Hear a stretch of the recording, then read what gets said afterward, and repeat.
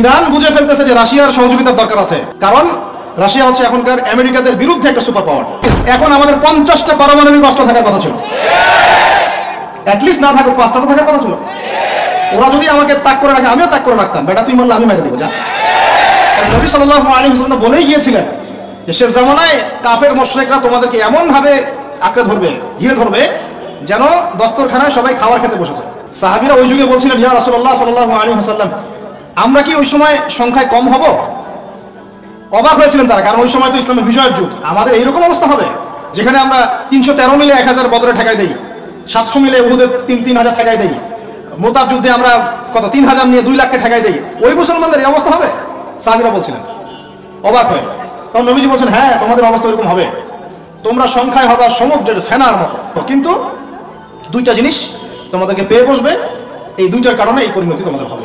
এটা আবরাহার যুগ না যে হস্তি বাহিনীকে ধ্বংস করার জন্য তৈরন আবাবিল আসবে, এটা সেই যুগ নয়। এখন আবাবিল আপনাকেই হতে হবে, আমাকেই হতে হবে। কথা কি বুঝতে পারছেন? এটা নিজেদের তাকদীর, নিজেদের ভাগ্য, নিজেদের মানে ভবিষ্যৎ আল্লাহর উপর তাওয়াক্কুল করে তার হুকুম মেনে আমাদেরকে করতে হবে ইনশাআল্লাহ। পৃথিবীর সমস্ত জুলুম উঠে যাবে ইনশাআল্লাহ। কোনো মাজলুমের অধিকার আর খর্বিত হবে না, প্রত্যেক মাজলুম তার অধিকার ফিরে পাবে ইনশাআল্লাহ। একটা বাচ্চার রক্তের প্রতিশোধ আমরা নিব ইনশাআল্লাহ। একটা বোনের ইজ্জতের বদলা আমরা নিব ইনশাআল্লাহ। একটা ভাই যাদেরকে অন্যায়ভাবে হত্যা করা হয়েছে এদের রক্তের বদলা আমরা নিবই নেব ইনশাআল্লাহ। আমরা বেঁচে না থাকলে আমার সন্তান নেবে ইনশাআল্লাহ, ও বেঁচে না থাকলে তার সন্তান নেবে ইনশাআল্লাহ। আমরা কিছু ভুলি নাই, ভুলে যাবো না ইনশাআল্লাহ। এই দুনিয়া ততদিন পর্যন্ত ফানা হবে না যতদিন এই দৃশ্য বিশ্ববাসী না দেখছে ইনশাআল্লাহ। তোমাদের যা করার আছে করো, যা ইচ্ছা করতে থাকো। এখন বিশ্বের মুসলমানদের রক্তের হোলি খেলায় মেতেছে, যেখানে মুসলমান সেখানেই নির্যাতন, চায়নায় নির্যাতন, ওইখানে ইয়াতে কি বলবো ওটা কি সিরিয়াতে নির্যাতন, তারপর ইয়েমেনে নির্যাতন, ফিলিস্তিনে নির্যাতন, ইরাকে করে গেল, হ্যাঁ, তারপরে লেবাননে করে, জর্ডানে করতেছে, আরব কান্ট্রিগুলোর মধ্যে, আফ্রিকার কান্ট্রিগুলো, যে কোনো জায়গাতে তাকান দেখবেন খালি মুসলমানদের উপর নির্যাতন আর নির্যাতন চলতেছে। এর জন্য শুধু ওরা দায়ী নয়, এর জন্য আমরাও দায়ী। কেন নির্যাতন আসবে না, কেন আল্লাহর গজব আসবে না? কারণ নবী সাল্লাল্লাহু আলাইহি ওয়াসাল্লাম বলেই গিয়েছিলেন যে শেষ জামানায় কাফের মুশরিকরা তোমাদেরকে এমন ভাবে আঁকড়ে ধরবে, ঘিরে ধরবে, যেন দস্তরখানায় সবাই খাবার খেতে বসেছে। মানে আমরা সবাই দস্তরখানায় খাবার খেতে বসে যেমন করে বসি একসাথে, ওইভাবে তোমাদের উপর আগ্রাসী হবে এরা। সাহাবীরা ওই যুগে বলছিলেন, ইয়া রাসূলুল্লাহ সাল্লাল্লাহু আলাইহি ওয়াসাল্লাম, আমরা কি ওই সময় সংখ্যায় কম হব? অবাক হয়েছিলেন তারা, কারণ ওই সময় তো ইসলামের বিজয়ের যুগ। আমাদের এইরকম অবস্থা হবে যেখানে আমরা 313 মিলে 1000 বদরে ঠেকাই দেই, 700 মিলে উহুদে 3000 ঠেকাই দেই, মোতাব যুদ্ধে আমরা কত 3000 নিয়ে 2 লাখকে ঠেকাই দেই। ওই মুসলমানদের এই অবস্থা হবে? সাহাবীরা বলছিলেন অবাক হয়ে। তখন নবীজি বলছেন, হ্যাঁ তোমাদের অবস্থা এরকম হবে, তোমরা সংখ্যায় হবা সমুদ্রের ফেনার মতো। সমুদ্রে দেখতে পাচ্ছেন এখন খালি নাম খাওয়া আসতে মুসলিম বাড়তেই আছে, সমুদ্রের ফেনার মতো, কিন্তু দুইটা জিনিস তোমাদেরকে পেয়ে বসবে, এই দুইটার কারণে এই পরিণতি তোমাদের হবে। এক নম্বর হচ্ছে তোমাদের মধ্যে দুনিয়ার মহব্বত তোমাদেরকে পেয়ে বসবে, আর একটা আল ওয়াহান তোমাদেরকে ধরে ফেলবে। সাহাবীরা বলছে, ওয়াহান কি? নবীজি বলছেন, তোমরা আল্লাহর পথে জীবন দিতে চাইবে না, এই ভয়, আল্লাহর পথে জীবন দেওয়ার ভয় তোমাদেরকে পেয়ে বসবে। এই দুইটা যখন তোমাদেরকে পেয়ে বসবে, তখন এই কাফের মুশরিক মুনাফিক যারা আছে সবাই মিলে তোমাদেরকে একটা কচু কাটা করে ফেলবে। হয়নি এখন এটা? শুধু এই যুগে না, প্রত্যেক যুগে যখনই মুসলমানদের উপর এই দুটা এসেছে তখনই মুসলমানরা আক্রমণের শিকার হয়েছে। কখনো তাতারিদের হাতে, চেঙ্গিস খানের বংশধর মনে আছে, মঙ্গলরা, ওরা এসে মুসলমানদেরকে একদম কেটে ফেলে দিয়েছিল। কতদিন 40 দিনের মধ্যে বাগদাদে ওরা মনে হয় প্রায় 10 থেকে 15 লক্ষ মানুষকে হত্যা করেছে, ওই তাতারিরা মুসলমানদেরকে, আব্বাসীয়দের সঙ্গে। এরকম হিস্ট্রি অনেক আছে। তারপরে যখন এই ফাতেমি সাম্রাজ্য চলছিল তখন ক্রুসেডাররা এসে মুসলমানদেরকে হত্যা করেছে। তারপরে আবার করেছে জেঙ্গিদের সময়, আইয়ুবীদের সময়, এমনকি মুঘল সাম্রাজ্য। এর আগেও যখন দুনিয়া পৃথিবীর ওয়াহান ঢুকে গিয়েছিল তখন দেখা গেছে যে মুসলমানদের মধ্যেই মারামারি চলতেছে। হ্যাঁ, ওখান থেকে গিয়ে কর্ডোবা ইসলামী খেলাফত হয়েছে। এগুলো হিস্ট্রি পড়বেন, ইতিহাস নিয়ে ইনশাআল্লাহ একদিন কথা হবে। আমার নিয়ত আছে আপনাদেরকে হিস্ট্রি শোনানোর, একদম আদম আলাইহিস সালাম থেকে শুরু করে এই পর্যন্ত যা যা হয়েছে ইসলামের ইতিহাসে একটা করে ধারাবাহিক পর্ব আকারে আসবে ইনশাআল্লাহ। এতে করে খুব অল্প সময়, হয়তো 10 মিনিটের মাদ্রাসা এমন হতে পারে, 10 থেকে 15 মিনিটের মাদ্রাসা, এর মধ্যেই একটা করে পর্বে একটা করে হিস্ট্রি আসবে ইনশাআল্লাহ। যদি খুব টাফ এই কাজটা করা, এবং এটার জন্য অনেক ইনভেস্টমেন্টের দরকার, আল্লাহ পাক যেন সহজ করে দেন। তো মূল কথাটা আমি বলছি যে যখন আমরা এভাবে দুনিয়া প্রেমে ঢুকে গিয়েছি এবং আল্লাহর পথ থেকে সরে আসছি, মার খেতে হয়েছে। এখন আমাকে বলেন তো দেখি, আমরা কি আমাদের অবস্থার উন্নতি চাই না? এতক্ষণ যা বুঝালাম এতে কি বুঝতে পারলেন যে দিন এখন শুধু একটা নিভু নিভু বাতির মতো জ্বলছে? গুটি কয়েক মানুষের মধ্যে হক সীমাবদ্ধ হয়ে যাচ্ছে। প্রবলেমগুলো কি আপনারা ফাইন্ড আউট করতে পারেন? প্রবলেমগুলো দেখেন। সারা বিশ্বে ইসলামী কোনো খেলাফত আছে? ইসলামের কোনো ঐক্য আছে? একজন আমিরুল মুমিনিন আছে? একটা জামাআত আছে? একটা ইমারা আছে? আমাদের কি অর্থনৈতিক শক্তি আছে? ভিত্তিটা নাই। পুরো বিশ্বের রাজনৈতিক ক্ষমতাকে আমরা নিয়ন্ত্রণ করি না। পুরো বিশ্বের মিডিয়াগুলো কি আমাদের? এমনকি যেগুলোতে রেকর্ড করছেন যে ফোন আপনার হাতে, সেটাও তাদের। এটাও কাদের? তাদের। পুরো বিশ্বের যে ফিলোসফিক্যাল থটসগুলো আছে, দর্শন, এই দর্শনগুলো আমাদের চলছে না ওদের চলছে? সব পশ্চিমা দর্শন চলছে না? এই যে নাস্তিকতা, কাদের দর্শন? আমাদের। এই যে সেকুলার কনসেপ্ট, কাদের দর্শন? আমাদের দর্শন। এই যে সো কল্ড ডেমোক্রেসি, কাদের দর্শন? আমাদের। এই যে ন্যাশনালিজমে আমরা ঘুরছি, সবাই জাতি চিন্তা করি, মানে ওই ইয়েমেনে একটা মুসলমান বললে আমার লাগে না। কেন লাগে না? অত ইয়েমেনি, আমি তো বাংলাদেশি। এই যে গোত্র বিভাজনটা আমরা করেছি ন্যাশনালিজমের মাধ্যমে, এতে করে ইউনিটিটা নষ্ট হয়ে গেছে। গোত্রে মানুষ থাকতে পারে, কিন্তু সবার মধ্যে একটা হৃদ্যতার বন থাকতে হবে। এইটা ইসলাম দিয়েছিল। আনসার, মুহাজির, দুইটা আলাদা শব্দ না? দুইটা আলাদা বৈশিষ্ট্য, কিন্তু তারা কি আলাদা ছিলেন? একদম নিজের মায়ের পেটের ভাইয়ের চেয়ে বেশি, তাই না? এটা ইসলাম। আর আমরা যদি বলি আনসার এক গ্রুপ, মুহাজির আরেক গ্রুপ, আনসারকে মারলে আমার কি, আমি তো মুহাজিরকে মারলে আমার কি, আমি তো আনসার। এই কনসেপ্টটা হচ্ছে একটা ন্যাশনালিজম কনসেপ্ট। এই চলছে। ও দিয়ে দিল ফরাসি বিপ্লবের পর থেকে, 1789 সালের পর থেকে এগুলো আসছে ওয়ার্ল্ডে। 1789 থেকে শুরু করে 1914 পর্যন্ত এই সময়টাতে তারা বিশ্বটা দখল করেছে। কত সময়? 1789 থেকে 1914, এই যে সময়টুকু, এর মধ্যেই পশ্চিমারা বিশ্বটাকে দখল করেছে। আবার নতুন করে কোন জায়গা দখল করেছে? প্রথমে পলিটিক্স। প্রথম জায়গাটা কি? পলিটিক্স। তারপরে সামরিক শক্তি, ওদের মানে এক্সট্রাঅর্ডিনারি সামরিক শক্তি তারা বিশ্বকে দেখিয়েছে। আপনি যত কথা বলেন, একদম পারমাণবিক বোম রেখে দিব তাক করে, আর বেটা তুই কথা বলতে পারবি না, এরকম একটা অবস্থা। বিশ্বাস করেন ব্যাপারটা এরকম। পুরো জাতি নিয়ে আপনি একটা ঐক্যবদ্ধ শক্তি করতে চান, একটা মিসাইল, পারমাণবিক মিসাইল এরকম রেখে দেবে, এই বাড়াবাড়ি করো না বেশি, একদম দিব লঞ্চ করে, ব্যাস আপনি চুপ, একদম চুপ। কারণ ওইটা প্রতিহত করার তো আমার কাছে ওই নাই, ক্ষেপণাস্ত্র প্রতিরক্ষা সিস্টেম তো নাই। এখন আমি যদি বলি, আমার কথা কি মন খারাপ করবেন? আমি যদি বলি যে বিগত 50 বছরে আমাদের দেশ স্বাধীন হয়েছে কবে বলেন? 71, এখন কত? 23, কত বছর বলেন? আমরা কি একটাও ক্ষেপণাস্ত্র তৈরি করতে পারলাম না? এই বিশ্বে এই ধরনের প্রযুক্তি ছাড়া কেউ টিকে থাকতে পারে? এটা কি ঢাল তলোয়ারের যুগ যে ওরা এগুলো বানাবে আর আমরা ঢাল তলোয়ার নিয়ে বসে থাকবো? কি করলাম আমরা বলেন? আপনারা তো রাগ করেন কথা বললে। রাগ না করে একটু ভালো করে মন দিয়ে শোনেন না, মন দিয়ে চিন্তা করেন না। কি করলাম আমরা এতদিনে? আমাদের 50টা ক্ষেপণাস্ত্র থাকার কথা ছিল, আমাদের 50টা পারমাণবিক অস্ত্র থাকার কথা ছিল। কিসের ভিত্তিতে আমরা লড়াই করবো? কিসের ভিত্তিতে আমরা লড়াই করবো? মিয়ানমার যদি আমাদেরকে কালকে চাপ দেওয়া শুরু করে, আমরা কিসের ভিত্তিতে লড়াই করবো? কি নিয়ে লড়াই করবো? এমনকি পুরো মুসলিম বিশ্বের বড় পরাশক্তিগুলোর সাথে আমাদের সম্পর্ক কতটুকু ভালো। ইরান বুঝে ফেলতেছে যে রাশিয়ার সহযোগিতার দরকার আছে, কারণ রাশিয়া হচ্ছে এখনকার আমেরিকাদের বিরুদ্ধে একটা সুপার পাওয়ার, তাই না? অনেক কান্ট্রি এখন ওদের সাথে যুদ্ধ করতে গেলে রাশিয়ার সাথে বন্ডিং করে। এটা ওয়ার্ল্ড অ্যাফেয়ার্স। আমরা বিগত 50 বছরে কি করতে পারি না, ব্যর্থতার ইতিহাস রচনা করা যাবে। কি বলতেছেন আপনি? আমি কি বলতে চান? এটা রচনা করা যাবে একটা ইতিহাস। পদে পদে দুর্নীতি করেছে, পদে পদে টাকা আত্মসাৎ হয়েছে, পদে পদে হক নষ্ট করা হয়েছে। এগুলো সব আমাদের সম্পদ ছিল, জনগণের ছিল। আমি কোনো পলিটিক্যাল পার্টি করি না, কখনো করিও নাই, আমার করারও কোনো শখ নাই। কিন্তু একজন জনগণ হিসেবে, সাধারণ জনগণ হিসেবে এই কথাগুলো বলছি। প্রত্যেক পদে পদে দুর্নীতি, টাকা আত্মসাৎ, সিস্টেম লস। কেন? একটা ছেলে যোগ্যতা আছে, চাকরি পাবে না কেন? ওই ছেলে যোগ্যতা আছে, কেন চাকরি পাবে না? আপনি আল্লাহর কাছে কি জবাব দিবেন? আপনারা বলেন, আপনারা আল্লাহর কাছে কি জবাব দিবেন? ওর যোগ্যতা আছে, কেন সে পেল না? কেন একটা গভর্নমেন্ট প্রতিষ্ঠানের মধ্যে পদে পদে আমাকে ফাইল ট্রান্সফার করতে হবে, সবাইকে টাকা খাওয়াতে হবে কেন? আমার তো যোগ্যতা আছে, আমি তো হকের উপর আছি। বিসিএস তো কোচিং আমিও করেছি, আমি তো ক্যাডার হতে পারতাম, আমি কেন হতে পারলাম না? কেন চান্স দিলেন না? কেন বড় বড় পরীক্ষার প্রশ্ন ফাঁস হয়ে যাবে? কেন একজন ডক্টর যাকে আমরা আমাদের ট্যাক্সের টাকা দিয়ে আমাদের ভাইরা বেতন দিচ্ছে, ও কেন দেরি করে হসপিটালে আসবে? কেন আসবে? কে ব্যবস্থা নিবে এগুলোর এগেইনস্টে? আমরা ব্যবস্থা নিতে পারবো? আপনাকেই তো নিতে হবে। ওমর ইবনে খাত্তাবের মতো শাসক কে হবে? আপনাকে হতে হবে, আমরা তো হবো না। আর আমাদের সেই যোগ্যতাও নাই, ইচ্ছাও নাই। আমরা দায়িত্ব নিতে চাই না, দায়িত্ব ছেড়ে দিতে চাই। ইসলাম কি বলে? দায়িত্ব নিতে বলে না ইসলাম। ইসলাম বলে যে যোগ্যকে দায়িত্ব দিয়ে দাও। কোন সাহাবী দায়িত্ব নিজেকে চেয়ে নেন নাই কখনো, বলেছেন আমাকে দেওয়ার দরকার নেই, তাকে দিয়ে দাও। আবু বকর সিদ্দিকের পর উমর ইবনুল খাত্তাব পর্যন্ত বলছেন আমাকে দিয়েন না, প্রয়োজন আলীকে দেন, উসমানকে দেন। উমরের মতো মানুষ এই কথা বলছিলেন। আর আমরা এখন কি করি ভাই, আমার চরিত্র সবচেয়ে ভালো, আমারে দেন, আমারে। খালি কিয়ামতটা হয়ে যাক, আল্লাহ পাক দাঁড় করাবেন সবগুলোকে সিরিয়ালে, দেখা যাবে কে কি জবাব দিতে পারে, দায়িত্ব কতটুকু বুঝাই দিতে পারে, এটা দেখা যাবে। কেন এটা হবে? আমার কথা রাগ করেন না প্লিজ। এখন আমাদের 50টা পারমাণবিক অস্ত্র থাকার কথা ছিল, অ্যাটলিস্ট না থাকুক 5টা তো থাকার কথা ছিল। ওরা যদি আমাকে তাক করে রাখে, আমিও তাক করে রাখতাম, বেটা তুই মারলে আমি মেরে দেবো, যা।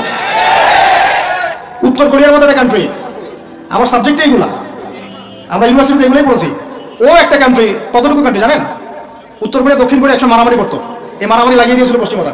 পরে উত্তর কোরিয়ার প্রেসিডেন্ট ওই বলা থেকে বের হয়ে যায়, বলা থেকে বের হয়ে চায়নার সাথে বন্ডিং শুরু করে, রাশিয়ার সাথে বন্ডিং শুরু করে ওদের সাপোর্টে সে আস্তে আস্তে আস্তে নিউক্লিয়ার ডিভাইসগুলো তৈরি করা শুরু করেছে। করার পরে এখন এই মাত্র বেশি না, 20 থেকে 25 বছরে ওরা এমন একটা জায়গায় চলে গেছে, খাইতে পারুক না পারুক পারমাণবিক বোমা একদম তাক করে রেখে দিয়েছে। পশ্চিমারা ওখানে নাক গলাতে পারে না, ও নাক গলাতে পারে আমার কাছে এসে, আমাকে বলে স্যাংশন দিবে, আমাকে বলে তোমাকে ভিসা নীতি বাতিল করে দিব, আমাকে বলতে পারে, ওকে বলতে পারবে না তো, কারণ ওর কাছে ওরকম অস্ত্র আছে, দিবে একটা মায়েরা, যা বেড়া আসে। ওর পার্ল হারবার আছে সামনে জাপানের ওখানে। কারণ এটা এমন একটা বিষয় যে একটা যদি সে মারে আর এও তো একটা মারতে পারবে, একটা বোমা পড়লে পুরো জাতি একদম মুহূর্তের মধ্যে ছাই হয়ে যাবে, ছাই। এই জন্য এটা যুদ্ধ এত সহজে কেউ যেতে যাবে না। এটা হচ্ছে একটা মনস্তাত্ত্বিক শক্তি যে আমার কাছে আছে, তুই মারলে কিন্তু আমি মারতে পারি, এই মনস্তাত্ত্বিক শক্তিটাই দরকার ছিল, এখন নাই। আর ভাই এগুলো আমাদেরও তো অনেক দোষ, সব কিছু তো আমরা মানুষের উপর চাপাই দিয়ে বসে থাকি। আমরা যখন অ্যানালাইসিস করতে বসি সবাই মনে হয় যে বিজ্ঞ পণ্ডিত, কিন্তু আপনি তো দায়িত্ব নিয়ে সামনে আসছেন না, আপনি তো পড়াশোনা করে উপরে আসছেন না, আপনি তো জ্ঞান অর্জন করে মানুষকে বোঝানোর চেষ্টা করছেন না। আমরা তো আমাদের দায়িত্ব পালন করছি না, করছি কি? আল্লাহ পাক আমাদের সবাইকে বিচক্ষণ হওয়ার তৌফিক দান করেন। কয়টা সায়েন্টিস্ট তৈরি হয়েছে আমাদের, বলেন কয়টা সায়েন্টিস্ট তৈরি হয়েছে আমাদের জাতির মধ্যে? নাস্তিক তো ভুরি ভুরি তৈরি হচ্ছে। কয়টা সায়েন্টিস্ট তৈরি হয়েছে আমাদের ইউনিভার্সিটিগুলোর মধ্যে? কয়জন অর্থনীতিবিদ তৈরি হয়েছে ইউনিভার্সিটিগুলোর মধ্যে? আমিও তো পড়েছি ইউনিভার্সিটি। ছেলে মেয়ে একসাথে বসে গান গল্প করে, চিনা বাদাম খায়, কোনো কোনো সময় স্যার আর ছাত্রীর প্রেম হয়ে যায়। আমি বলছি না কিছুই হয় না, পড়াশোনা তো হয়, সিস্টেম তো অনেক সুন্দর, টাকা পয়সা সরকারি অনেক খাচ্ছেন আপনারা, কিন্তু এখন কথা হচ্ছে গভর্নমেন্টের যে এত টাকা পয়সা খাচ্ছেন, রেজাল্টটা কি দিচ্ছেন? কি জাতীয় উপহার দিচ্ছেন আপনারা? কোন প্রজন্ম উপহার দিচ্ছেন? এগুলো কি গভর্নমেন্ট টাকা আপনারা কি মনে করেন? এই ট্যাক্সের টাকাকে কি মনে করেন? এগুলো মানুষের আমানত, রক্ত ঘাম করা পয়সা। আপনাকে বেতন দেওয়া হচ্ছে, আপনাকে ফ্ল্যাট দেওয়া হচ্ছে, আপনাকে গাড়ি দেওয়া হচ্ছে, ওগুলোর দিকে তো চোখ দেন না। আমরা একটু এক্সকরোলা গাড়িতে চললেই একদম নজরদারির মতো চলে আসি, গাড়ি কোথেকে আসলো? আমার গাড়ির দাম তো 6 লাখ টাকা না 7 লাখ টাকা, আপনার গাড়ির দাম তো 50 লাখ টাকা। আর এইগুলো আমাদেরকে মানুষ ভালোবেসে হাতিয়ে দিয়েছে। আপনাকে ভালোবেসে না দিলে আমি কি করতে পারি? আমার কিছু করার আছে? তো মূল জায়গাগুলো তো আমরা দেখি না। সব সমস্যা ইসলামকে নিয়ে চুলকানি নাকি? খালি ইসলামকে নিয়ে চুলকানি হয়? মূল জায়গায় আসেন। আমি বলেছি, চ্যালেঞ্জ করেছি, একটা মাঠের মধ্যে আপনি সমস্ত সেকুলার মহলের টিচারদেরকে একত্রিত করেন, আপনি উদ্যোগ নিয়ে করেন দেখি, করে সবার কোরআন তেলাওয়াত টেস্ট করেন। আমি চ্যালেঞ্জ করতেছি 10% কোরআন তেলাওয়াত ঠিক থাকবে না। তাদের হাতে আপনি একটা জাতি করতেছেন, তাহলে শিক্ষা তো এই অবস্থা হবেই। ব্যাংলা তো আপনাকে শিখাবে, আর কি শিখাবে? ইসলাম এবং জেনারেল শিক্ষা, ইসলামী শিক্ষা, এইটাকে সমন্বয় করাটা এখন সময়ের দাবি হয়ে গেছে। এই দুটোকে সমন্বয় না করতে পারলে আল্লাহর কসম এই জাতিকে বাঁচাতে পারবেন না আপনি। এখন টিকটক দেখতেছেন, সামনে কোন টাকা আসবে আল্লাহ ভালো জানে, আল্লাহ ভালো জানে। এখানে আপনার ঘরেও তো দেখবেন যে একটা অপদার্থ পয়দা হয়ে গেল। কত এরকম ছেলে তার বাবা মাকে বৃদ্ধাশ্রমে পাঠিয়ে দিল, সন্তানের হাতে মা খুন হলো। এই তো কয়েকদিন আগে এক পুলিশ অফিসার খুন হয়েছিল এক সন্তানের হাতে, মনে নাই আপনাদের এগুলো? তাহলে আমরাই তো আমাদের ঘরে সাপ তৈরি করতেছি। ভাববেন না যে এগুলোর ফলে শুধু সমাজে একটা প্রভাব বিস্তার হবে, আমার ঘরে কিছু হবে না, কখনো নয়। আমিও এফেক্টেড হবো, আমার ঘরেও আসবে। এখন আল্লাহ রাব্বুল আলামিনের কাছে খালি দোয়া করতে পারি আমরা, আল্লাহ পাক যেন আমাদেরকে এমন যোগ্য ব্যক্তি উপহার দেন আল্লাহর পক্ষ থেকে। যেই হোক সে XYZ, হুএভার হি ইজ, আমরা কোনো দলের মানুষ না, কোনো পলিটিক্যাল পারসন না। XYZ যে হোক না কেন, আমরা চাই সৎ, যোগ্য, ইমানদার মানুষ, সৎ, যোগ্য, ইমানদার মানুষ যারা তাদের এই ক্ষমতাটাকে, এই প্রতিভাটাকে দিনের জন্য কাজে লাগাবে ইনশাআল্লাহ। এরকম মানুষ চান না আপনারা? এটা দোয়া করতে হয়, আল্লাহ যেন কবুল করেন, আমিন। আর আমাদেরকেও হতে হবে আনুগত্যশীল, এবং আমরা শান্তিপূর্ণ কোনো পরিবেশের মধ্যে বিদ্রোহ করতে যাব না। কারণ এগুলো করলে রাষ্ট্রের আরো ক্ষতি হয়, উপকারের চেয়ে কি হয়? ক্ষতি বেশি হয়। আমরা দোয়া করবো, চেষ্টা চালাবো আল্লাহ রাব্বুল আলামিনের কাছে মুজাহাদা চালিয়ে যাব এবং আমরা গঠনমূলক সমালোচনার মধ্য দিয়ে আমরা তাদের কাজের পজিটিভ নেগেটিভ বিষয়গুলো উপস্থাপন করতে পারি। এরপর যদি তারা দাওয়াত কবুল না করে, তাদের কবর তাদের, আপনার আমার কবর আমাদের, লাকুম দীনুকুম ওয়ালিয়া দিন। ব্যাস, এটা আমাদের দায়িত্ব। এখন আমার কথাটা আমি গুছিয়ে নিব, কনক্লুশনের দিকে একটু আমার দিকে মনোযোগ দেন। আর শেষে গিয়ে আমি আপনাদেরকে 5টা প্রশ্ন করবো। কয়টা ভাই? সেরা 5 জন, যে 5 জন অ্যান্সার দিতে পারবেন তাদের জন্য আমি হাদিয়া নিয়ে আসছি। 5টা বই আমি আমার পক্ষ থেকে উপহার দেবো ইনশাআল্লাহ। ঠিক আছে? এই যে লেকচারটা দিয়েছি এর উপরেই 5টা প্রশ্ন হবে ইনশাআল্লাহ। দেখবো কে কতটুকু লেকচার শুনেছেন। কনক্লুশনটা এখন শুনেন। পুরো বিশ্বের প্রেক্ষাপটটা এখন আমাদের অনুকূলে না। আমার সাথে বলেন তো কি বললাম? পুরো বিশ্বের প্রেক্ষাপটটা আমাদের অনুকূলে না। বিশ্বের বড় বড় সেক্টরগুলো মনে রাখবেন, বড় বড় সেক্টরগুলো হচ্ছে 1 রাজনীতি, 2 ভূ রাজনীতি, 3 অর্থনীতি, 4 সংস্কৃতি, 5 শিক্ষা এবং 6 প্রযুক্তি। কটা বললাম? এই প্রতিটা বিষয়ে এখন আমরা নিয়ন্ত্রণ করি না। এটাই বাস্তব, এটাই সত্য। কারা নিয়ন্ত্রণ করে? ইসলামের দুশমনরা করে। ইসলামের দুশমনরা করে। তো এরা হচ্ছে এই বিষয়গুলো নিয়ন্ত্রণ করে, প্রতিটা বিষয়, প্রত্যেকটা বিষয়, ব্যাংকিং সিস্টেম থেকে শুরু করে পলিটিক্যাল অ্যাফেয়ার্স, এভরিথিং। আমাদের হাতে কিছু নাই, কিন্তু আমরা বললাম যে ফিউচারে ঈসা আলাইহিস সালাম আসবেন এবং এটা কায়েম করবেন। এই তো কনক্লুশন। তাহলে মাঝখানে যে সময়টা বাকি আছে, এই সময়টাতে কাদের হাতে বা কোন বৈশিষ্ট্য ধারণ করতে পারলে আমাদের হাতে এই বিষয়টা হবে? এই তো প্রশ্ন না? এই না বিষয়টা? লাস্ট 100 বছর থেকে ওরা এই মিশনে হাঁটতে হাঁটতে হাঁটতে মোটামুটি এখন 70-80 ভাগ জায়গা কিন্তু দখল করে ফেলেছে, ফেলে নাই? ওইটা আরেকটা ইস্যু। এখন মূল কথায় আসেন। তাহলে আমরা ফিউচারটাও জানি, বর্তমানটাও বুঝতে পারছি। মাঝখানে একটা প্রজন্ম দরকার। আমরা যদি আল্লাহর কবুলিয়ত পাই, হয়তো আমরা যদি এই সময়টা পেয়ে যাই।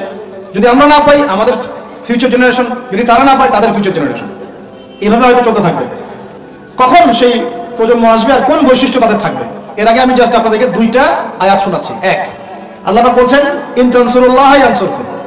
সূরা মুহাম্মাদে আছে, তোমরা যদি আল্লাহকে সাহায্য করো, আল্লাহ তোমাদেরকে সাহায্য করবে। আমার সাথে বলেন, তোমরা যদি আল্লাহকে সাহায্য করো, আল্লাহ তোমাদেরকে সাহায্য করবে। মানে আল্লাহর কি সাহায্যের দরকার আছে? তোমরা আল্লাহকে সাহায্য করো বলতে, তোমরা যদি আল্লাহর দ্বীনকে সাহায্য করো, তোমরা যদি আল্লাহর দ্বীনকে সাহায্য করো, আল্লাহ তোমাদেরকে সাহায্য করবেন। ওয়া ইউসাব্বিত আকদামাকুম, তোমাদের পা আল্লাহ পাক শক্ত করে দিবেন ইনশাআল্লাহ।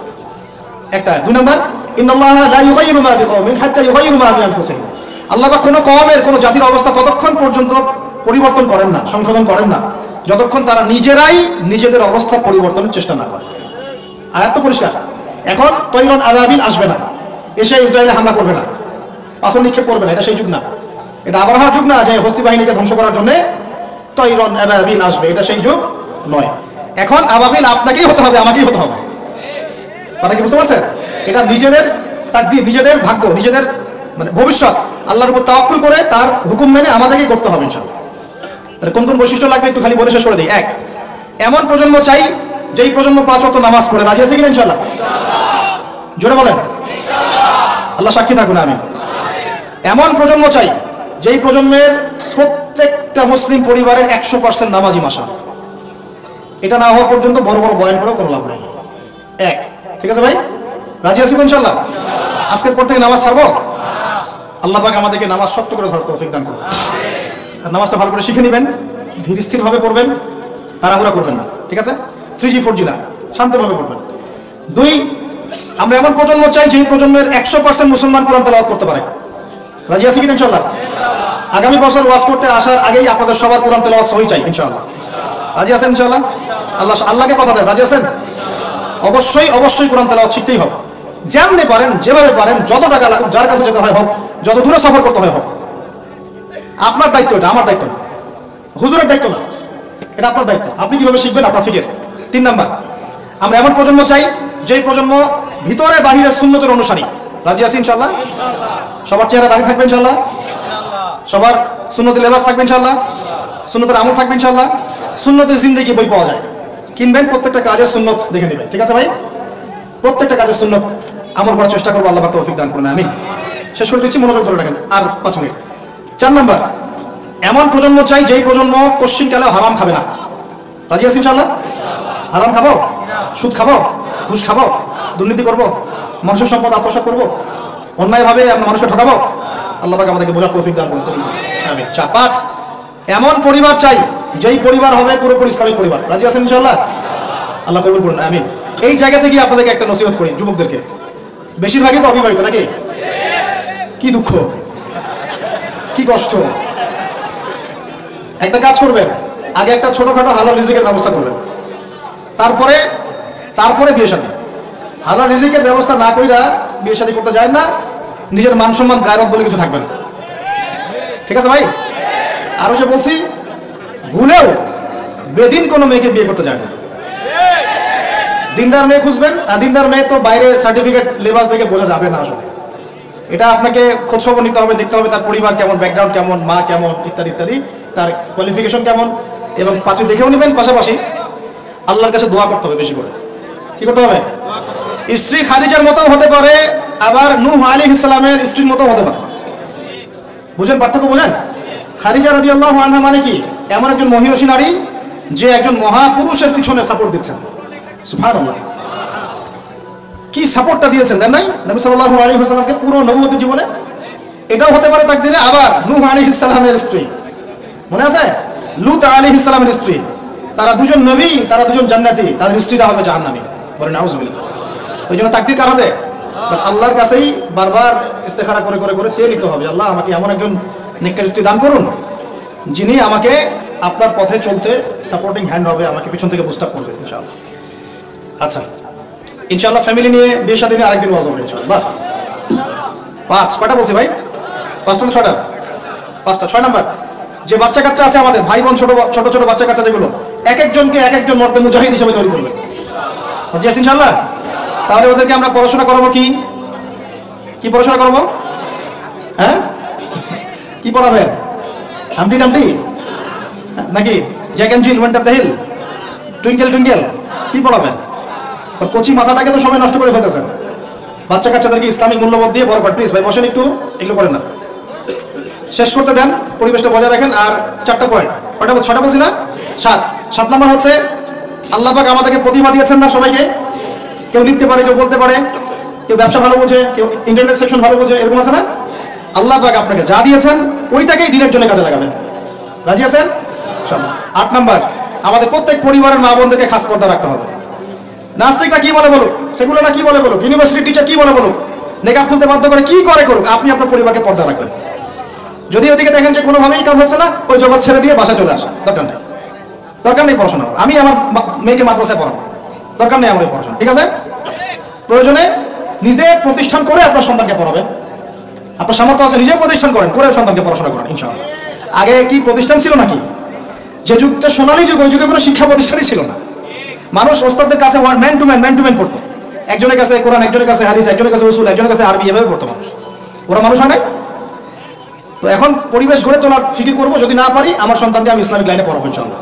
সামর্থ্য থাকলে নতুন নতুন প্রতিষ্ঠান গড়ে তুলবো ইনশাআল্লাহ। ওয়াজ করে আমার কোনো লাভ নাই। সাহাবীদের যুগে, যেই যুগে মুসলমানরা বিশ্বকে শাসন করেছিল, ওই যুগে একটা ঘর ছিল না যে ঘরে এমন একজন মানুষ ছিল যে কোরআন তেলাওয়াত করতে পারতো না। একটা বাড়ি দেখাতে পারবেন না যে বাড়ির মধ্যে এমন কোনো মানুষ আছে যে কোরআন তেলাওয়াত করতে পারে না? পারবেন? সাহাবীদের যুগে একজন সাহাবী দেখাতে পারবেন যে কোরআন তেলাওয়াত করতে পারতেন না? সাহাবীদের যুগে আপনি এমন একটা ঘর দেখাতে পারবেন যেখানে হাফেজে কোরআন নাই? সাহাবীদের যুগে আপনি দেখান, আমাকে দেখান, একটা বাড়ি দেখান যেখানে দ্বীনি ইলমের গভীরতা নাই এমন মানুষ আছে?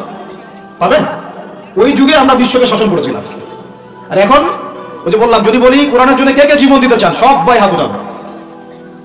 এমনকি যদি অতি উৎসাহে কাউকে বলা হয় রাস্তায় নামতে হবে, দেখবেন রাস্তায় নেমে যাবে। বুঝুক আর নাই বুঝুক, কিসের জন্য নামছে সে জানে না, অত কিছু বুঝে না, আবেগ। ওয়াল্লাহি আল্লাহ কসম করে বলছি, আবেগ দিয়ে এই বাংলার জমিনে দিন কায়েম হবে না। যদি হতো তাহলে 100 বছর আগেই হতো, যদি হতো তাহলে অনেক আগেই হতো। এখনো হয়নি কেন? আর হয়নি যে, এটা কি আপনারা বুঝেন? আমি এখানে কি করছি? দিনের দাওয়াত দিচ্ছি। কি করছি ভাই? দাওয়াত তো ঠিক বলা যাবে না, এটা হচ্ছে ইসলাহি কথা, ইসলাহি মজলিস। দাওয়াত মানুষ দেয় অমুসলিমদেরকে, অমুসলিমদেরকে ইসলামের দাওয়াত দেওয়া হয়। আপনারা সবাই মুসলিম, আপনাদেরকে দাওয়াত দেওয়ার কিছু আছে? কালিমা লা ইলাহা ইল্লাল্লাহ আপনারা তো সবাই বুঝেন, হয়তো বুঝেও শিরক করতে পারেন, এটা আলাদা বিষয়। অনেকে কালিমা পড়ে ঠিকই কিন্তু শিরক করে, আকীদার মধ্যে শিরক থাকে, আমলে শিরক থাকে, কথায় শিরক থাকে। কিন্তু বেসিক্যালি আমরা তো সবাই মুসলিম পরিবার থেকে আসি নাই? মাশাআল্লাহ। তো আপনাদেরকে আমি ইসলাহের জন্য কথা বলতে পারি, ইসলাহি কথা। মূল কথা হচ্ছে, আমি আপনাদেরকে ইসলাম সংশোধনের কথা বলছি। আমি এখানে দিন কায়েম করতে পারবো না, সেই অথরিটি, সেই সভরেন্টি আমার কাছে নাই। কি নাই? সেই অথরিটি, সভরেন্টি আমার কাছে নাই। এই এলাকায় যদি কেউ মদ পান করে, আপনি কি তাকে 40টা বেত্রাঘাত করতে পারবেন? আপনি কেন, যিনি এখানকার দায়িত্বশীল তিনিও পারবেন না। পারবেন? খোলামেলা কথা বলেন, পারবে? একজন যদি চুরি করে, ওই যে মসজিদে শীতকালে চোর বেড়ে যায় না, এখন চুরি তো বেড়ে গেছে, আপনারা বুঝেন না? চুরি বেড়েছে, সমাজেও চুরি বেড়েছে অর্থনীতিতে, চুরি বেড়েছে দায়িত্বে। মানুষ দায়িত্বে চুরি করে, অর্থনীতির মধ্যে চুরি করে, মানুষ আমানতের খেয়ানত করে। এটাই তো এই যুগ। প্রত্যেকটা জায়গায় খেয়ানত, প্রতিটা জায়গাতে খেয়ানত। কোত্থেকে শুরু করব? মনে করেন আমি গিয়েছি বাজারে, আপনি গিয়েছেন বাজারে, ওই যে বাজারে পণ্য কিনছেন, সবজি মাছ মাংস, ওর মধ্যেও চুরি আছে। ওখানে পেস্টিসাইড মিশিয়েছে, প্রতারণা। মাপে কম দিচ্ছে, প্রতারণা। ফের দিয়ে দিচ্ছে, চুরি। এগুলো কি বলেন? সোজা কথা, এগুলো কি? চুরি, প্রতারণা। তো এবার এ যে প্রতারণা করে যে টাকাগুলো আমার কাছ থেকে নিল, ওই টাকা আবার অন্যায়ভাবে আর এক দল চাঁদাবাজ এসে নিয়ে গেল। জালেমের উপর জুলুম, জালেমের উপর জুলুম। ওই চাঁদাবাজরা আবার রাস্তায় আটকাইলো আরো বড় জালেম। তাদের আবার কিছু পোশাকও আছে, ঠিক আছে, ইউনিফর্ম। সে আবার ওখান থেকে, তার কাছ থেকে আবার সে খেলো। সে খেলো, সেও পার পেলো না, তার বড়জন যে, সে আবার ওর কাছ থেকে খেলো। এই করতে করতে করতে করতে টপ টু বটম সবই চোর। টপ টু বটম সব কি? এখন চুরির শাস্তি কি? কোরআনে আল্লাহ পাক বলছেন সূরা মাঈদার মধ্যে, ওলামায়ে কেরাম আছেন, আপনারা পড়ে জেনে নেবেন। এই ওয়াজ মাহফিলে সব কিন্তু টু দা পয়েন্ট আপনার বলা যাবে না, আয়াতগুলা সময় পাওয়া যায় না। এটা হচ্ছে একটা, আপনাকে বুস্ট আপ করতে পারি, ধরিয়ে দিতে পারি খালি। চোর ছেলে হোক আর মেয়ে হোক, হাতটা কবজি পর্যন্ত কেটে ফেলবে। কি পর্যন্ত? এটা আমি জাস্ট আপনাকে বলতে পারবো। এখন কোরআনে আছে, হাদিসে আছে, আমি খেলে আপনাকে বলতে পারবো, আপনি শুনলেন, এতটুকুই। কিন্তু আপনাকে সর্বোচ্চ ক্ষমতা দিলে আপনি এটা করতে পারবেন না। এখন এটা সামনে আসবে, এটা আমরা জানি। এখনকার সময়টা কঠিন, এটাও আমরা জানি। মাঝখানে একটা প্রজন্ম তৈরি হবে ইনশাআল্লাহ, এটাও আমরা জানি। যেই প্রজন্ম আমাদের মতো টিকটক প্যারালাইজ প্রজন্ম হবে না, যেই প্রজন্ম ইনশাআল্লাহ তাআলা কোরআন সুন্নাহকে হাতে নিয়ে ওদেরকে চ্যালেঞ্জ করবে। এটা নবীজি বলেও গিয়েছেন, লা তাযালু তাইফাতুম মিন উম্মতি যাহিরিনা আলাল হক লা ইয়াদুররুহুম মান খাযিলাহুম। আমার উম্মতের একটা দল সর্বদাই হকের উপর থাকবে। অন্য হাদিসে আসছে তারা যুদ্ধ করতে থাকবে, বিরোধিতাকারীরা ওদের কোনো ক্ষতি করতে পারবে না। সাহাবীরা জিজ্ঞাসা করলেন, তারা কোথায় এই কাজটা করবে ইয়া রাসূলুল্লাহ সাল্লাল্লাহু আলাইহি ওয়াসাল্লাম? নবীজি বললেন, বাইতুল মুকাদ্দাস ওয়া মা হাওলাহা। এই যে জেরুজালেম, বাইতুল মুকাদ্দাস এবং তার চারপাশে তারা এই কাজ করতে থাকবে। আল্লাহর সাথে জড়িত পাপ তো সহজেই মাফ করা যায়, কিন্তু আপনি যখন মানুষের সাথে জড়িত পাপে যাবেন তখন মাফ নেবেন কিভাবে? মনে করেন এক ভাই আরেক ভাইকে বললো যে তুই চোর, নাউজুবিল্লাহ। এখন সে বেচারা চুরি করে নাই, কিন্তু আপনি বলে ফেলছেন, কথাটা মুখ দিয়ে বের হয়ে গেছে, ওর মনে আঘাতও লাগছে। এখন বেচারা আপনাকে মাফ করে নাই মনে মনে। কাল কিয়ামতে ওর হক না দিয়ে আপনি পুলসিরাত পার হতে পারবেন না। আল্লাহু আকবার। আল্লাহ পাকের ইনসাফ এবং বিচার এত সূক্ষ্ম হবে। কত সূক্ষ্ম আপনাকে আমি একটা হাদিস থেকে খালি বলি, 1 মিনিট। একটা শিংওয়ালা ছাগল, ছাগলের শিং আছে। দুনিয়াতে একটা ছাগলকে গুঁতা দিয়েছে, ওই ছাগলের বেচারা শিং ছিল না। মানে একটা শিংওয়ালা ছাগল একটা শিংহীন ছাগলকে গুঁতা দিয়ে অন্যায়ভাবে। আল্লাহ পাক কিয়ামতের দিন ওই শিংহীন ছাগলকে শিং দিয়ে বলবেন, গুঁতা দিয়ে প্রতিশোধ নিয়ে নাও, বদলা নিয়ে নাও। তাহলে বলেন তো আমরা আসলে জান্নাতের পথে হাঁটতেছি সত্যি সত্যি কি? নামাজ রোজা হজ যাকাত তো চলছে, ঠিক আছে, বুঝলাম। তো মানুষের সাথে জড়িত হক কিভাবে মিটাবেন কিভাবে? এই যে একটা পণ্যের ভেজাল দিলেন, ওই যে কি বলে ওটাকে, কি মিশাই জানি, ফরমালিন। হ্যাঁ, ফরমালিন। এই যে মিশাই ব্যবসা করলেন, এই যে কতগুলো মানুষ ক্ষতিগ্রস্ত হলো। ধরেন যে লাখ লাখ মানুষ খেয়েছে, বেচারার পেটে সমস্যা হয়ে গেল। আপনি কিভাবে পার পাবেন কিয়ামতের মাঠে? আমাকে বুঝান। মাপে আপনি কম দিলেন, ঠকালেন বেচারাকে, ওর হক ছিল, পার পাবেন কিভাবে? বেচারাও কিছু করে নাই, অযথাই তাকে অপবাদ দিলেন এবং সারা দেশের সামনে ধুয়ে রেখে দিলেন অন্যায়ভাবে। এখন আপনি পার পাবেন কিভাবে? এই জিনিসগুলো আমরা ভাবি না, আমরা মনে করি নামাজ পড়েছি বা সব পার। মানুষের সাথে জড়িত হক এত সহজে মাফ, বলেন আমার সাথে, মানুষের সাথে জড়িত হক এত সহজে মাফ হবে না। কি করণীয় তাহলে? ওই যে যার সম্পদ নিয়েছেন তার সম্পদ ফেরত দেওয়া, যার মানহানি করেছেন তার মান সম্মান ফেরত দেওয়া। এখন যে মেয়েটার মান সম্মান হানি করে ফেললেন, এই যে মেয়েটার ইজ্জত নিয়ে নিলেন, এখন কি হবে? কেমন করে ফেরত দিবেন? কিভাবে ফেরত দিবেন? যাকে ধর্ষণ করলেন, যাকে মিথ্যা অপবাদ দিলেন, যার সাথে জেনা করে ফেললেন, ভাবা উচিত না এগুলো? মনে রাখবেন, বড় বড় পরহেজগার, দুনিয়াতে যাদেরকে খুব বড় বড় পরহেজগার মনে হচ্ছে, এমন অনেক মানুষ আল্লাহ না করুক কালকে আমাদের মাঠে জাহান্নামে যাবে। এই জন্য আমরা বলি যে ভাই, আমাদেরকে নিয়ে আমরা তো কিছুই না, আমরা তো ডাস্টবিনের আবর্জনাও না। যে যুগ চলে গেছে ইসলামদের, ওই যুগের তুলনায় কোরআনে যা পড়ি আর হাদিসে যা দেখি আর সিরাতে যা বুঝি, এর তুলনায় আমরা ডাস্টবিনের আবর্জনাও না। তাদেরকে নিয়ে আপনারা এত আইওয়াশ শোডাউন কেন করতে যান? কি মনে করেন সবচাইতে গুনাহগার মানুষ হয়তো এখানে আমি আপনাদের মধ্যে? কোনো দরকার নাই শোডাউন করার। মূল কথাটা আবার ওদিকে চলে যাচ্ছে। মূল কথাটা হচ্ছে, এখানে একটা পয়েন্ট মনে রাখবেন, মানুষের সাথে জড়িত হক এই দুনিয়াতে আদায় করতে হবে। ঠিক আছে ভাই? এটা লজ্জার কিছু নাই। অন্যায়ভাবে গালি দিলে বলবেন যে ভাই আমার ভুল হয়ে গেছিল, আপনাকে গালি দিয়ে ফেলছিলাম, আমাকে মাফ করে দেন। টাকা নিয়েছেন কারো, ফেরত দেন নাই, দিয়ে দেন সামর্থ্য থাকলে। ওকে না পেলে কি করবেন? তার পরিবারকে দিবেন। তার পরিবারকেও পান নাই, বেচারা নাই পৃথিবীতে, তাহলে তার পক্ষ থেকে সৎকার করে দিবেন। ঠিক আছে? এখন তাহলে যাদের সাথে অন্যায় করে ফেলেছেন বিয়ে শাদী করে ফেলতে হবে নাকি? এছাড়া তো কোনো গতি দেখতেছি না। সম্মানের হক সম্মান দিয়ে আদায় করতে হবে নাকি? যদি সুযোগ থাকে, সুযোগ না থাকলে ওদিকে যাওয়ার দরকার নাই, না হলে শয়তান আবার ওদিকে ধোকা দিবে। শয়তান আরেকটা ধোকা দিবে নেক্সট শুরুতে, ওদিকে যাওয়ার দরকার নেই। তওবা ইস্তেগফার করে ফিরে আসেন, আল্লাহ পাক তৌফিক দান করুন। আর যারা ব্যবসা করতে গিয়ে মানুষকে মাপে কম দিচ্ছেন, মানুষকে হারাম খাওয়াচ্ছেন, বলছেন টাটকা জিনিস কালকে রান্না করছে হুজুর, 3 দিন আগের বাসি তরকারি খাওয়াই দিল। একটা কি খাবেন এটা নিয়ে কথা বলতে গেলে তো আরো 2 ঘন্টা চলে যাবে। খাবেন কি? সবকিছুর মধ্যে ভেজাল দিয়ে রেখে দিচ্ছে। একটা সবজি খাবেন তার মধ্যে ভেজাল দিচ্ছে। মাছ খাবেন তার মধ্যে ভেজাল দিচ্ছে। একটা কুরবানির গরু কিনবেন তার মধ্যে গরু মোটা তাজাকরণ করে মোটা ফুলাই দিচ্ছে। খাবেন কি? দুধ খাবেন? মুসলমানের দোকানে খাঁটি দুধ পাওয়া যায় না, হিন্দুর দোকানে যাওয়া লাগতেছে। এই হচ্ছে অবস্থা আমাদের। দিন কায়েমের কথা আমরা যে বলি না, আমাদের তো নিজের ভিতরেই দিন কায়েম হয় নাই এখন। আমাদের নিজের আত্মার ভিতরে এখনো দিন কায়েম হয় নাই। সত্যি কথা এটাই। যাদের মধ্যে হয়েছে কোটি কয়েক মানুষ, তাদের সংখ্যা নিতান্তই নগণ্য, নিতান্তই কম। আল্লাহওয়ালা মানুষ যারা বাংলার মাটিতে আনাচে কানাচে আছেন, তাদের সংখ্যা নিতান্তই কম। ম্যাক্সিমাম আমরা নিজের 3.5 হাত দেহের উপরেই দিন কায়েম করতে পারি। আল্লাহ পাক আমাদেরকে কথাগুলো বোঝার তৌফিক দান করুন। এখন যেখান থেকে আসলাম দেখেন, ওরা ঈসা আলাইহিস সালামকে হত্যা করেছে না করে নাই? করে নাই। আল্লাহ পাক উঠিয়ে নিয়েছেন। কেন? আল্লাহ পাক তাকে আবারও ফেরত পাঠাবেন শেষ জামানায়। তিনি বাইতুল মুকাদ্দাস থেকে এই বিশ্বটাকে আবার শাসন করবেন ইনশাআল্লাহ। এটা একটু বোঝেন, আপনাদেরকে একটু বুঝাই। এক সময় ছেলে মেয়েরা একসাথে রিকশায় চড়লে লজ্জাবোধ করতো, এখন কেউ লজ্জাবোধ করবে না। এটা হয়েছে নিউট্রাল। তারপর একটা যুগ আসলো, প্রেমপত্র লেনদেন হতো। আমরা জানি না, আমাদের দাদা বাবারা জানে, ওই জেনারেশন জানে। ওই জেনারেশনের সাহস ছিল না যে কোনো মেয়ের সাথে কফি শপে বসবে, রিক্সায় ঘুরবে, বাইকটা ওইটা করবে। এখন তারপর একটা জেনারেশন আসলো, এটা নিউট্রাল হয়ে গেল। তারপরে আরেকটা আসলো, এরা আর ওইসবে নাই, সরাসরি কাজ করতে চায়, সরাসরি অন্যায় করতে চায়, সরাসরি জেনা। এখন সেই যুগ চললো। তারপরে আবার পরকীয়াটা আসলো, সিরিয়াল দেখায় দেখায় পরকীয়া, বাসায় স্বামী বাইরে আরেকটা ছেলে, বাসায় স্ত্রী বাইরে একটা মেয়ে, এই যুগ চললো। তারপরে শুরু হলো কি সমকামিতা, ছেলে ছেলে জেনা করা শুরু করলো, নাউজুবিল্লাহ। এখন ওটা চলতেছে আর কি, এখনকার সমাজ ওইদিকে যাচ্ছে।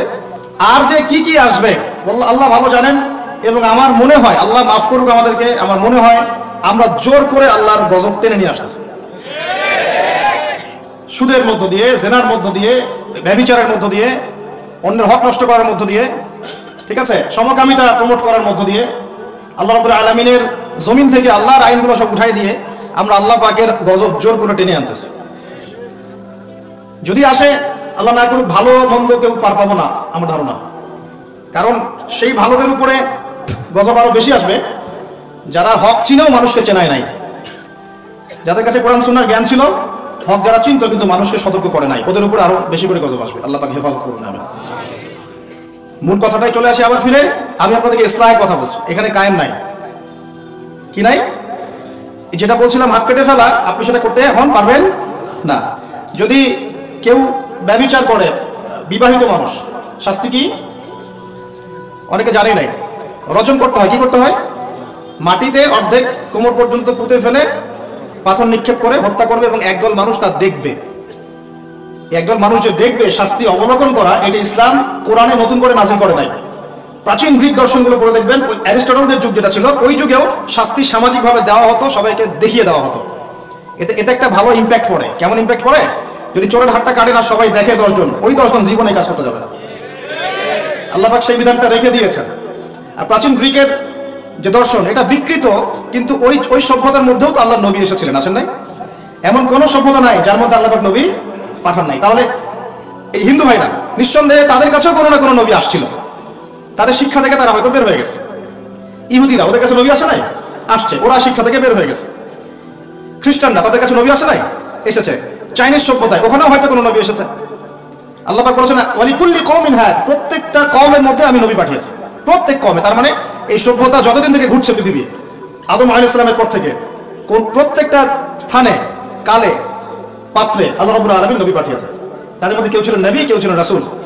এই তো, তার মানে সবার কিন্তু একটা মৌলিক শিক্ষায় মিল থাকবে। এই জন্য মানুষের ফিতরতগত একটা মৌলিক শিক্ষা ভিতর থেকে চলে আসে যে আল্লাহ ছাড়া কোনো ইলাহ নাই। এটা কিন্তু সবাই বিশ্বাস করে একজন উপরওয়ালা আছে। দেখবেন সবাই বিশ্বাস করে, সব ধর্মের লোকই বলে উপরওয়ালা একজন আছে। আপনি তার ক্ষতি করলে বলবে যে উপরওয়ালা দেখবে, আল্লাহ না বললেও বলবে কি উপরওয়ালা দেখবে।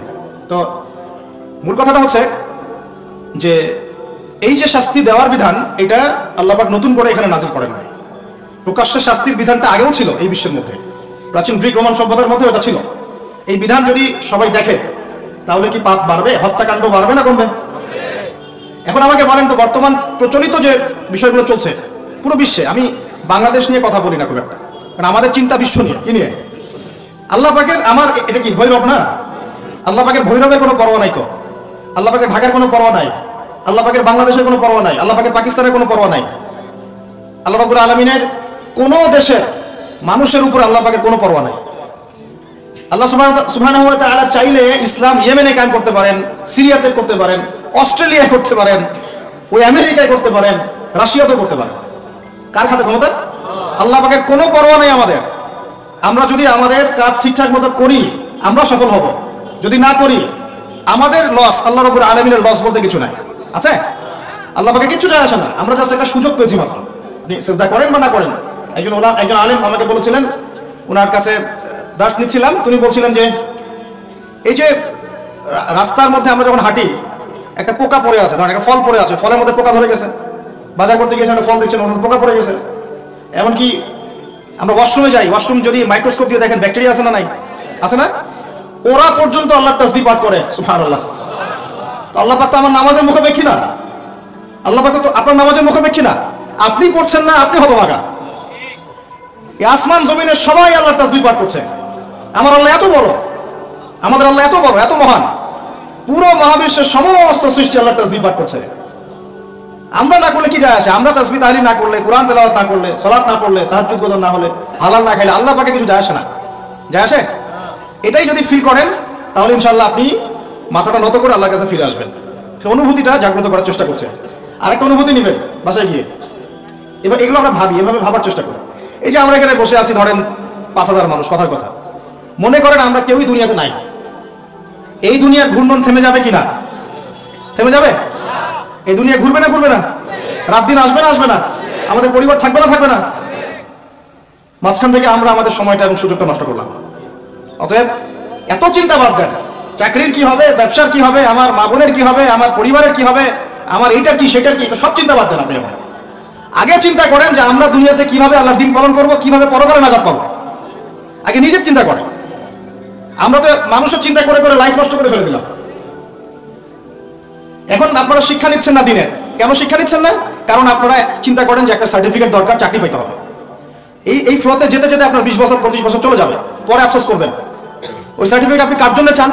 নিজের জন্য, একটা ভালো মেয়েকে বিয়ে করতে চান, হালাল খাইতে চান, এই তো আপনার সন্তানদের ভবিষ্যৎ চান। এটাই তো আমাদের গোল, নাকি? আল্লাহ পাক এগুলো করতে নিষেধ করেন নাই, কিন্তু দিনের শিক্ষা এবং আমল বাদ দিয়ে নয়। আমরা এখন এই দুনিয়ার পিছনে ছুটতে ছুটতে আল্লাহকে ভুলে যাই, রাসূলকে ভুলে যাই, নামাজকে ভুলে যাই, কোরআনকে ভুলে যাই। এটাই সবচেয়ে সমস্যা আমাদের, এইটাই সবচেয়ে বড় সমস্যা। যে যুব সমাজ সালাত আদায় করছে না, এরা আল্লাহর জন্য জিহাদ করবে? কোশ্চিন কালেও না। যে যুব সমাজ কোরআন তেলাওয়াতই করতে জানে না, আবেগে খালি বলতে পারে যে হ্যাঁ কোরআনের জন্য জান দিতে প্রস্তুত, কিন্তু পারবে না এটা করতে। যে যুব সমাজ হারাম সম্পর্ক থেকে বের হতে পারছেন না, কিভাবে চিন্তা করলেন যে আপনি বাইতুল মুকাদ্দাস জয় করবেন? যে যুব সমাজ সুদ ছাড়তে পারতেছে না, পাবজি ফ্রি ফায়ার ছাড়তে পারতেছে না, সমকামিতার দিকে ধাবিত হচ্ছে, ট্রান্সজেন্ডারের দিকে ধাবিত হচ্ছে, ফ্রি মিক্সিং অ্যাভেলেবল, এই যুব সমাজ বাইতুল মুকাদ্দাস জয় করবে না। কোন যুব সমাজ করবে? আমি পরে আসতেছি ওইদিকে। আগে বোঝেন এই সিচুয়েশনে এইভাবে হবে না ভাই। আর একটা চিন্তা আমরা বাদ দিব, কোন রকম পাস করার চিন্তাটা বাদ দিব। আমাদের সবার একটা চিন্তা হয়ে থাকে, কি চিন্তা? কোন রকম পার পাইলেই পার। চিন্তা করি যে কোন রকম যদি বাঁচতে পারি তাইলেই হবে। সাহাবায়ে কেরাম এইভাবে চিন্তা করতেন না, তাবেঈন ইসলাম এইভাবে চিন্তা করতেন না, তাবেঈন, 4 ইমাম, আমাদের খোলাফায়ে রাশিদিন, আইম্মাতুল মুজতাহিদ, তারা এইভাবে চিন্তা করতেন না। তারা চিন্তা করতেন আমি মানে নর্মাল মুসলিম হব না, আমি এক্সট্রা অর্ডিনারি মুসলিম হব। একটা নর্মাল মুসলিম। আল্লাহ পাক আমাদেরকে কিন্তু এক্সট্রা অর্ডিনারি হতে বলছেন, সূরা মুলকের মধ্যেও আছে কিন্তু, তাবারাকাল্লাযী বিয়াদিহিল মুলক ওয়া হুয়া আলা কুল্লি শাইইন কাদির আল্লাযী খালাকাল মাউতা ওয়াল হায়াতা লিয়াবলুয়াকুম আইয়ুকুম আহসানু আমালা। এই যে কথাটা বলছেন, আল্লাহ পাক জীবন মৃত্যু সৃষ্টি করেছেন, আল্লাহ পাক দেখতে চান, লিয়াবলুয়াকুম, তোমাদেরকে পরীক্ষা করতে চান, আইয়ুকুম, তোমাদের মধ্যে কে, আহসানু আমালা, আমলে আহসান কে, সবচেয়ে ভালো কে। আল্লাহ পাক দেখতে চান না যে গরু খাওয়া মুসলিমকে, কে জুমায় জুমায় নামাজ পড়তে যায়, ঠিক আছে, কে খালি ঈদের নামাজ পড়তে যায়, কে খালি নামাজ পড়ে আবার সুদও খায়, যে এবার জাকাতও দেয়, এদিকে দুর্নীতিও করে, ওমরা হজ করে আবার এদিকে মানুষের হক নষ্ট করে। এইটা আল্লাহ দেখতে চান না। আল্লাহ পাক দেখতে চান আমলের শ্রেষ্ঠকে, মানে ক্লাসে ফার্স্ট কে হয়। এই উম্মতের দায়িত্ব বাংলার জমিনে 8-10 জন 20 জন আলেম, 10 জন দায়ী, 10 জন মাদ্রাসা শিক্ষক তাদের উপরে নয়। দিনের যদি দিনকে মহব্বত করেন, ভালোবাসেন, দিনের বিজয় চান, প্রত্যেকের দায়িত্ব আছে, প্রত্যেকের দায়িত্ব আছে। আপনারও তো দায়িত্ব আছে। আপনাকে আল্লাহ মাল সম্পদ দিয়েছে, ওইটা দিয়ে আপনি দিনের জন্য কি করলেন আল্লাহ দেখতে চান। আল্লাহ পাক আপনাকে জ্ঞান দিলেন, প্রজ্ঞা দিলেন, আপনি ওইটা দিয়ে দিনের জন্য কি করলেন আল্লাহ পাক দেখবেন তো। আল্লাহ পাক আপনাকে লেখার ক্ষমতা দিয়েছেন, কতটুকু লিখলেন আল্লাহ পাক দেখবেন। আল্লাহ পাক বলার ক্ষমতা দিয়েছেন আপনাকে, আপনি ভালো বলতে পারেন, কতটুকু হক বললেন আল্লাহ পাক দেখবেন। আল্লাহ পাক আপনাকে সামাজিক, অর্থনৈতিক, রাজনৈতিক ক্ষমতা দিলেন, আল্লাহ দেখতে চান আপনি এটা দিয়ে দিনের জন্য কি করেন। অন্যথায় আল্লাহ পাক এটা কেড়ে নিতে সময় লাগবে না, এক মুহূর্তে আল্লাহ পাক কেড়ে নিতে পারেন। পৃথিবীতে নমরুদের নামও কেউ স্মরণ করে না, এখন ফেরাউনের নামও কেউ স্মরণ করে না। স্মরণ করলেও নেগেটিভলি স্মরণ করে, অভিশাপের সাথে স্মরণ করে, তাই না, প্রশংসার সাথে স্মরণ করে না। কত শত সম্প্রদায় আল্লাহ পাক বলেছেন ওয়ালাকাদ আহলাকনা ক্বাবলাহুম মিনাল কুরুন, কত সম্প্রদায় আমি ধ্বংস করে দিয়েছি তোমাদের আগে। কত সম্প্রদায় ছিল, লক্ষ লক্ষ কোটি কোটি সম্প্রদায়কে আমি ধ্বংস করে দিয়েছি তোমাদের আগে। নাই, তাদের শব্দও কি তোমরা শুনতে পাও? শব্দও শুনতে পাও না। তারা চিৎকার করছে বারজাকের জগতে আযাব থেকে বাঁচার জন্য, আমরা শুনতেও পাই না। তারা বলছে একটা কি জানি, রব্বানা আবসারনা ওয়া সামি'না ফারজি'না না'মাল সালিহান ইন্না মুকিনুন। তারা এই কথা বলছে, রব্বানা, হে আমাদের রব, আবসারনা, আমরা দেখেছি, মানে পরকাল আমরা দেখা হয়ে গেছে, এখন আমরা দেখেছি। কোন চোখ দিয়ে? 2 চোখ দিয়ে দেখেছি আমরা। ওয়া সামি'না, শুনলাম, মানে যা আপনি বলেছেন আমরা শুনেছি, এখন শুনেছি, দেখেছি। ফারজি'না, আমাদেরকে একটু কাইন্ডলি ফিরায় দেন দুনিয়াতে। না'মাল সালিহান, ওই যে বলছি আমল সালেহ করে আবার ফিরে আসবো। ইন্না মুকিনুন, আমাদের কি হয়ে গেছে। কে বলছে এরা? যত কম পৃথিবীতে ধ্বংস হয়েছে আল্লাহর আযাবে, গজবে, আল্লাহ বিরোধিতায়, তারাই কথা বলছে।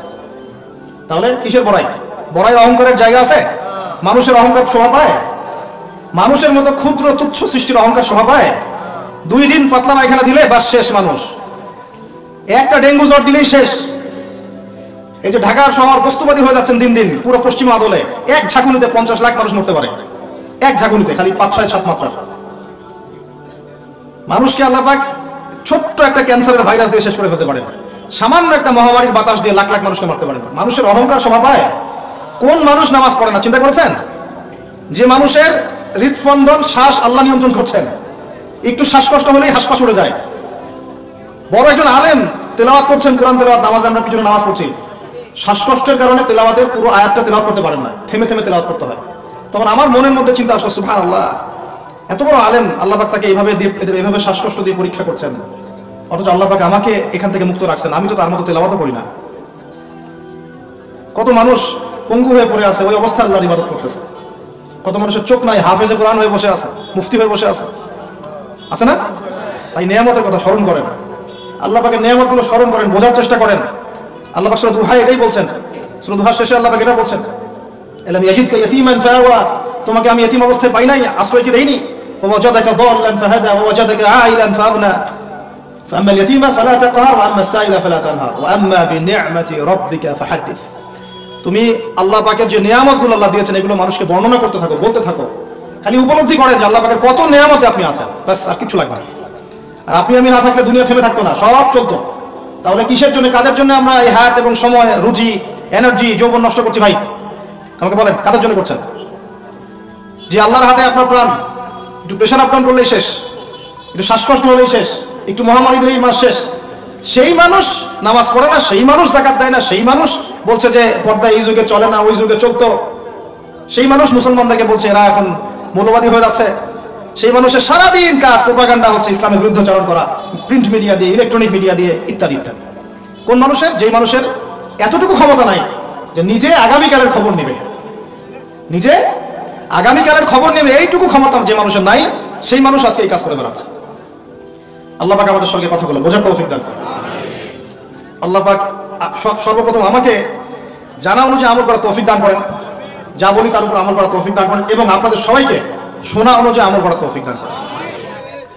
আমি বলছিলাম কায়েম আর দাওয়া এক জিনিস নয়। আমি দাওয়া দিচ্ছি, ইসলামের কথা বলছি, তো দাওয়াতের ক্ষেত্রে এই বিষয়গুলো খেয়াল রাখবেন। কেন একটা সমাজের মধ্যে সুদের প্রসার বাড়বে? কেন বাড়বে? কেন একটা সমাজের মধ্যে, মুসলিম সমাজে খ্রিস্টান মিশনারিরা অবাধে দাওয়াতি কাজ করবে এবং দলে দলে মানুষকে খ্রিস্টান বানাবে? কেন? আর কেন মুসলমানদের ইমান এত দুর্বল হবে যে তারা এইভাবে সামান্য একটা চাকরি বা ক্ষমতার টাকার জন্য, বাড়ির জন্য ইমান বিক্রি করে দিবে? দেশের, বিশ্বের খবর রাখার চেষ্টা করেন। আনাচে কানাচে এগুলো ছড়িয়ে যাচ্ছে। আগে ছিল যে নিউট্রালাইজেশনের কথা বলছিলাম না, আগে ছিল যে মানুষ হারাম খাইতে দ্বিধাবোধ করতো, যে মানুষ জেনে ফেললে কি বলবে, ছিছি করবে। এখন ঘরে ঘরে সুদ।